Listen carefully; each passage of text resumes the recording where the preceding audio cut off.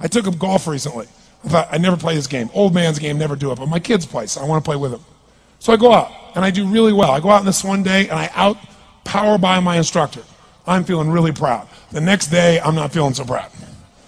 I keep putting the ball in the water again. I'm so frustrated. Put down another one. Put down another one. I don't care. I don't care what my score is. Let's do it.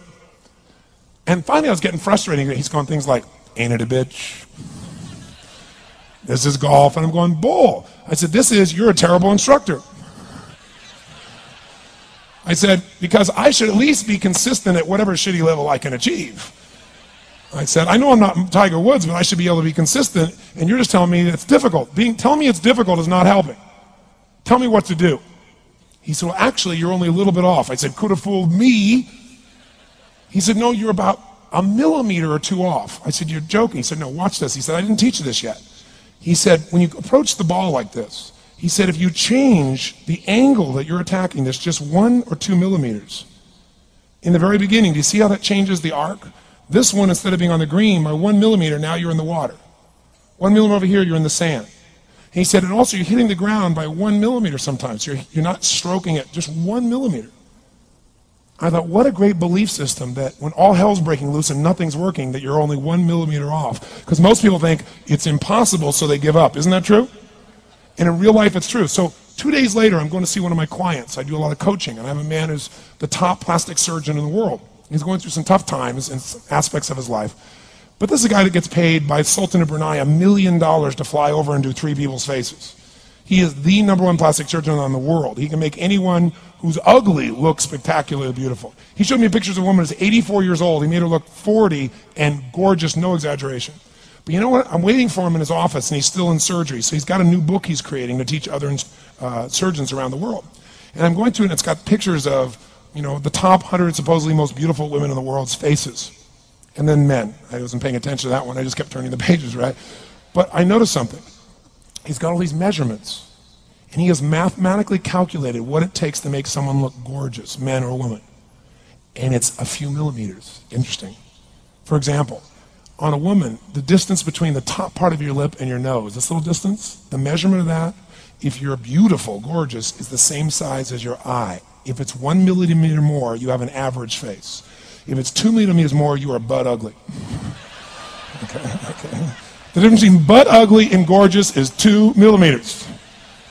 He's got about a dozen of these little 1 or 2 millimeter changes he makes, and it's a different person. It is unbelievable. So a very powerful belief to leave today with would be, nothing's working, I'm 1 millimeter away. What little thing going to change? And when I do, it changes everything. Because I'm heading this direction, I make this little shift. You take that out an hour from now, a day from now, a week from now, a month from now, you have a totally different destination from that direction. But the 1 millimeter change, I'll show you one of them right now. Check this out. Stay in the state of certainty. Some of you lost it. Intensify it, whatever it takes. Make your move. Come on. Make your move. Say yes. Say yes. Say yes. Say yes. Now feel that in your body. Don't let go of it. Now watch. Here's the difference between being certain and being uncertain. Did you see that? Certain, uncertain. See if you can find that little spot between the two, where you drop just a little bit of your chest, and you feel it drop, and come back up, and drop it. How many can feel that difference between where you really feel it, now intensify it, and where you dropped it? Is it a tiny difference, yes or no? Yes or no?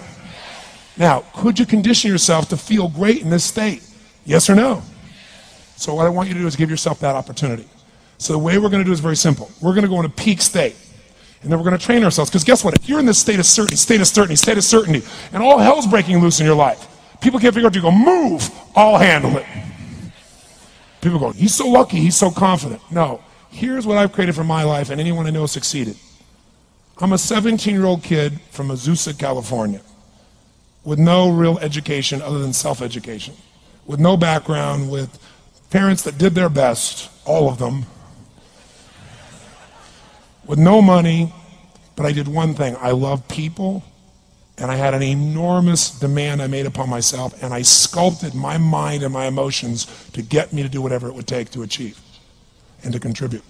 But to do that, I did it by using my body and changing my focus. I did it by putting myself in a peak physiology and using what I call incantations. Can you train yourself to believe something? Yes or no? Absolutely. How many of you ever made the fatal mistake of going to Disneyland or Disney World, and while you're there made the fatal mistake of going to a ride called It's a Small World After All? What happens for about a week after you're out of that damn place? You're still singing this thing in your head in 24 languages, right? Well, let me tell you something. How many of you have things when you want to go achieve them and this part of your voice goes, oh, it's not going to happen, or forget it? How many got a voice that sometimes interrupts that good pattern? Say I. And what you want to do is train a new one. So starting when I was 17, I started doing incantations, not affirmations. Affirmation, you go, I'm happy, I'm happy, I'm happy, I'm happy, I'm happy. What's the problem? You haven't changed your what? Your what? Physiology. If you don't change your physiology, you won't get anything. So an incantation is not only you speak it, but you embody what you're saying with all the intensity you can. And you do it with enough repetitions that it sticks in your head. Like It's a Small World, now the conversation in your head is always the same and it gives you what you want. So you use your body and your voice. So 17 years ago I started doing things. I was working for Jim Rohn, this speaker, and I was 17 years old. I had long hair, minestrone soup, acne on my face. And I was trying to call on Bear Stearns type of people and convince them why they should go to this man's seminar and be more successful. I was driving a 1968 Volkswagen that I had earned at $40 a week as a janitor. The only way I did it was park far from the building and then go in, and I love people and I believe, but I put myself in state and I was able to influence people that were far more successful than I was at the time. I would do something that I still do backstage and have done for 23 years because I don't hope I'm going to be in a good state, I demand it. So I do an incantation using my whole body. I'd say, I now command my subconscious mind to direct me in helping as many people as possible in life today to better their lives by giving me the strength, the emotion, the persuasion, the humor, the brevity, whatever it takes to show these people and get these people to change their lives now. And I would do that literally driving in my Volkswagen to a meeting in LA on the freeway for 40 minutes. People are looking at me, I'm screaming at the top of my lungs. They're going, I know he's a serial killer. I know he is. But by the time I entered that room, when two people meet, if there's rapport, the person who's most certain will always influence the other person. And I was totally certain, and they were trying to get revved up to certainty. Do you agree with this? Yes or no? I do another one because I was poor. I changed my mindset. I kept doing things, but I never got beyond it. I'd say God's wealth is circulating in my life. His wealth flows to me in avalanches of abundance. All my needs, desires, and goals are met instantaneously by infinite intelligence, for I'm one with God and God is everything. And I would imagine the abundance of my life, and I would feel so grateful. And a year later, I went from making $38,000 a year to making $1 million a year in 1 year. Because successful people do what failures won't. You follow me on this? You know?